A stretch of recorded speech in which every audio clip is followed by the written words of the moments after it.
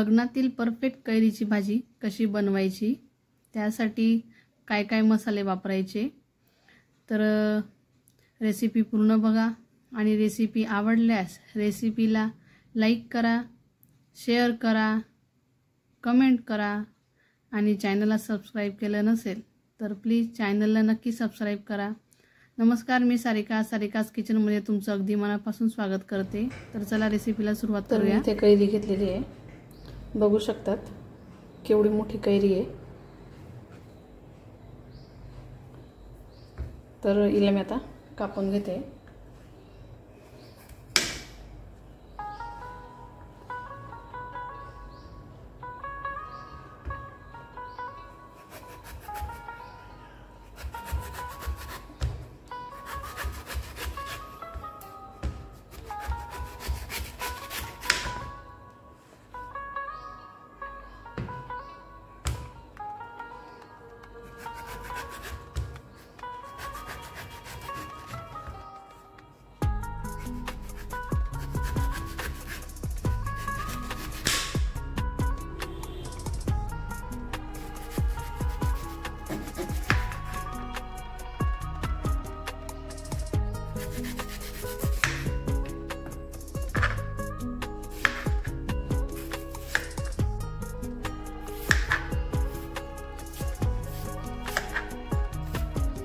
तर कैरीचा हा गर पण कापून घ्यायचा आहे।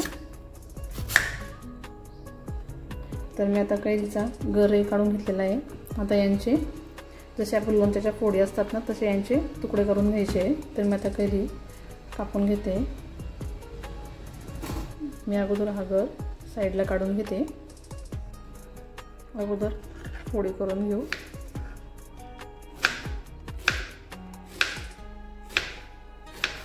याच्यापेक्षा अजून लहान हव्या असतील तर अशा लहान करून घ्यायच्या आहेत। तर मी आता सर्व कैरी कापून घेते।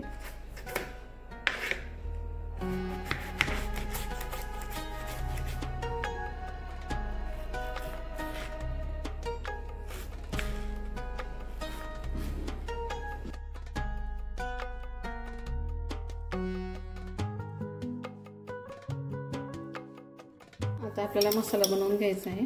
तर मी इथे 2 चमचे धने टाकून घेते। त्यानंतर बडीशोप 1.5 चमचा। आता हे भाजून घ्यायचं आहे। आता हे छान लालसर होईपर्यंत भाजून घ्यायचं।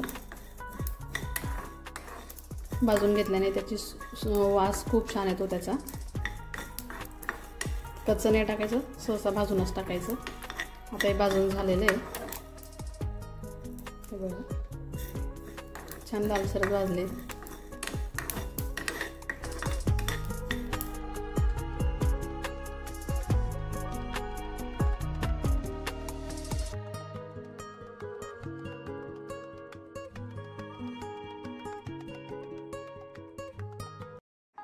आणि हे गार झालं का याला कुटून घ्यायचं आहे। तर आता हे छान गार झालेलं आहे। तर आता याला कुटून घेऊ।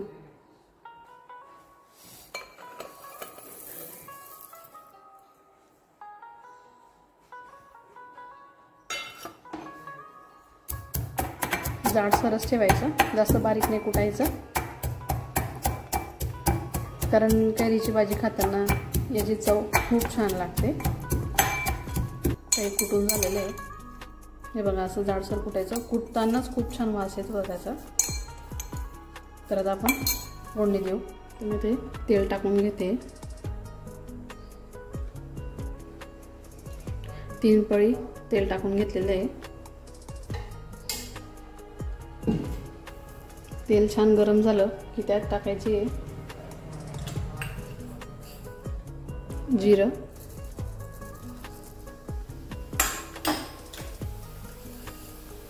मोहरी,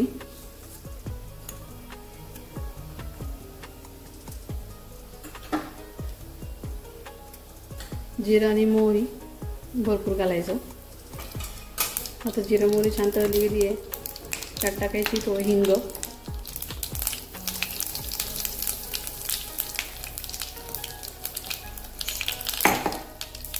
त्यानंतर टाकायची हळद, लाल मिरची पावडर 2 चमचे टाकून घेते. आता हे व्यवस्थित मिक्स करून घ्यायचं. नंतर त्यात टाकायची आहे कैरी,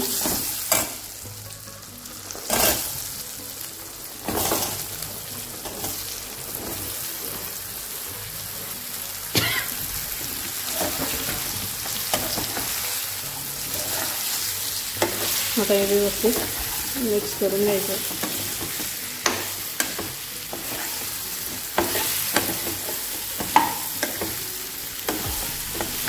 त्यानंतर धने आणि बडीशेप जे कुटून घेतलेलं होतं ते टाकून घ्यायचं आहे.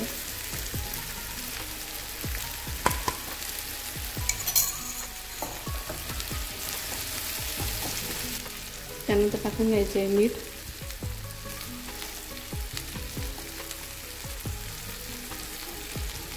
चवीनुसार मीठ टाकून घ्या. आता हे व्यवस्थित मिक्स करून घ्यायचे. आताच किती छान दिसते दिसायला, खूप छान वास येतोय.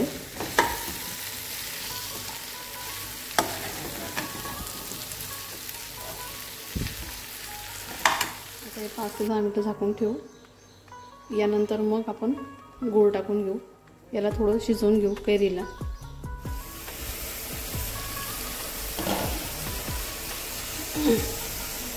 आता यात 1 वाटी गूळ टाकून घेणार आहे.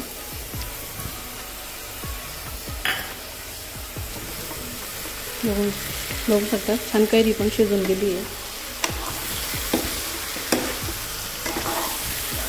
तर गूळ व्यवस्थित झालं.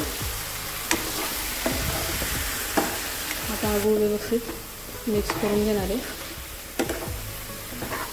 परत 2 ते 3 मिनटं झाकून ठेवेल.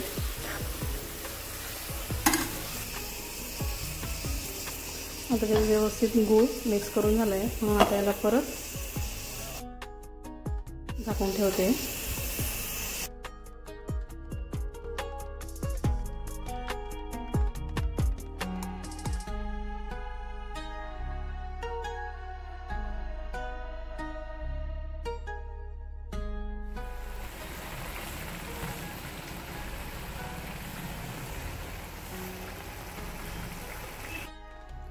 आता ही छान कैरीची भाजी तयार झालेली आहे. मी तिला एका भांड्यात काढून घेते. तर तुम्ही ही नक्की बनवून बघा. लग्नाच्या पंक्तीत खाल्लेल्यासारखी वाटेल. तर मी यावर आता तडका देणार आहे. कढीपत्ता, जिरं, मोहरी याचा तडका वरून दिल्यानंतर त्याची चव अजूनही वाढते, खूप छान लागते. तर अशी रेसिपी नक्की करून बघा. कशी वाटली तेही कमेंट करून सांगा. धन्यवाद.